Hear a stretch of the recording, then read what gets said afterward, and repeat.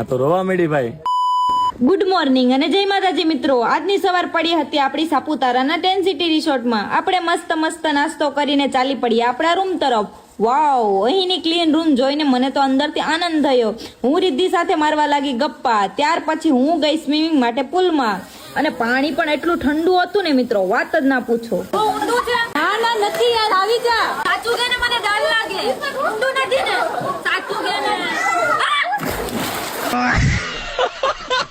અને ભાઈ પછી ઠંડી લાગી એવી લાગી અને ભૂખ કે મારું કામ. અહીં તો અમે લોકો લંચ માટે નીકળી પડ્યા અને ભાઈ લંચ જોઈને ભાઈ મોઢામાં પાણી આવી જાય. ઓ અને ભાઈ મસ્ત પેટ પૂજા કરી ફ્રેશ થઈને અમે નીકળી પડ્યા એડવેન્ચર કરવા માટે એડવેન્ચર પાર્કમાં. અહીં આવ્યા હોય અને એડવેન્ચર પાર્કની મોજ ના માણી હોય તો શું મજા મિત્રો. આ બધું જોઈને નાનપણ યાદ આવી જાય. અહીં આપણે જ્યારે એક્ટિવિટી જ્યારે કરતા હોય ત્યારે એવું થાય કે લાઈવ નાનપણમાં જ આપણે જીવીએ છીએ.